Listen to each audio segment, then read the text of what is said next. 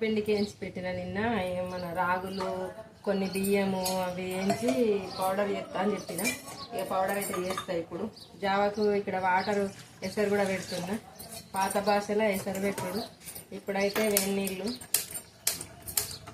నీళ్ళు మసిలేలోపు పిండి మిక్సీ పడతా. ఇలా ఇచ్చి కాజుపప్పు రాగులు బియ్యం అన్ని కలిపి వేయించిన.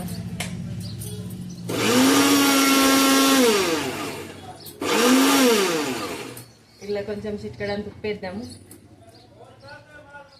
ఉప్పేస్తే ఇక మా సార్ పొద్దున్నే 6:30 కల్లా బండి చాలు చేసుకుని వెళ్ళిపోతాడు.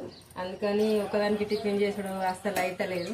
ఇక ఖాళీగానే ఉండడు. కానీ ఏం తిన్నావు అని అడుగుతాడు నా కొడుకుకే. ఇక అంటే కూడా కోపానికి వస్తారేమో. కాకపోతే నాకు అలవాటు అయిపోయింది, చెప్పడం రావట్లేదు. ఇప్పుడు ఇక వేడిని కొన్ని ఎసరు పెట్టిన కొన్ని వాటర్లా చల్లటి నీళ్ళలోనే పిండి కొంచెం జావా పిండి వేసి కలుపుతా. ఇగో జావా పిండి రెడీ అయింది. ఇక వాటర్లా ఇవి చల్లటి నీళ్ళే. ఒక చెంచాన్నర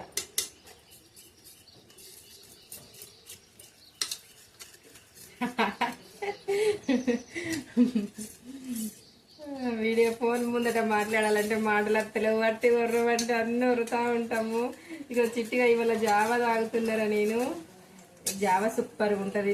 పొద్దున ప్యాకెట్ పాలు తెచ్చి తాగిన దానికంటే ఇది జావా ఎంతో మేలు చేస్తుంది. ఇట్లా ఇలాచి కాజు వేసినాం కాబట్టి పిల్లలకు తాగిపించినా కూడా బెటరు.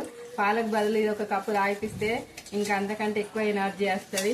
మంచి ఫుడ్ తిన్న అలవాటు ఉంటుంది. ప్యాకెట్ పాలు అస్సలు బాగుండట్లేదు. నేనైతే టీ తాగుడే బంద్ చేసిన. బర్రెపాలు తాగినప్పుడు తాగుతా, లేదంటే లేదు. అట్లా అలవాటు చేసుకున్నా. ఇక నీళ్ళు కూడా మసులుతున్నాయి. పోసి ఒక 2 నిమిషాలు కలుపుతామంటే సరిపోతుంది.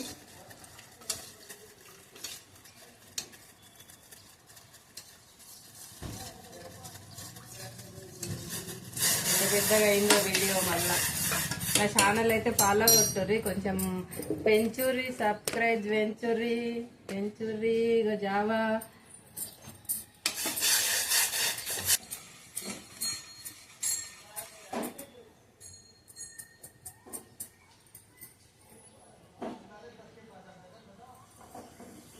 ఇంకా అవుతుంది.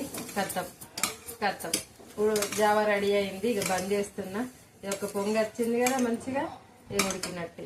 ఇక బంద్ చేసుకొని కొంచెం చల్లగా అయినాక తాగాలి. గరం తాగరాదు. కొంచెం చల్లగా అయినాక కొత్తిమీర ఆకేసుకొని పిల్లలకైతే